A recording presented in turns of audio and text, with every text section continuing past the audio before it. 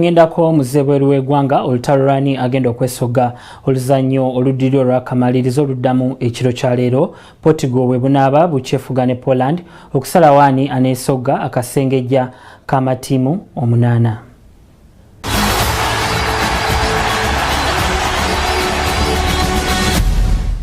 Ng'empaka za Bulaaya zikyagenda maaso nga ziri ku luzannyo olwokubiri olunaku lwa leero Portugal yakutunka ne Poland ku kisaawe kya Marseille. Omutendesi wa Portugal Fernando Santos ategeezezza nga bw'atatidde musambi yenna wa Poland era ng'alina essuubi ddene nnyo mu basambi be nga Cristiano Ronaldo akucyangira mu klabu ya Real Madrid ne Luis da Cunha akucyangira mu Fenerbahce ya Turkey nti baakumutuusa ku buwanguzi.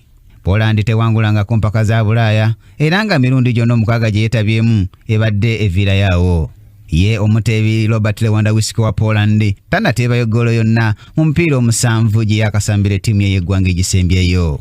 Emirundi 5 Portugal gyesembyeyo okwetaba mu mpaka zino eza Bulaaya giggweredde mu kusimulagana penalty oluvannyuma lw'eddakiika 9. Newankubadde nga Cristiano Ronaldo omuteebi waabwe gwe beesiga yateeba ggoolo 2 nga bawangula Hungary, gw'omutindo gwe gukyali gwa kiwogwe, ekintu ekiraliikiriza ennyo abawagizi ba Portugal. Ku lwa Kingdom TV amalindiro g'ebyemizannyo, nze Brian Katende.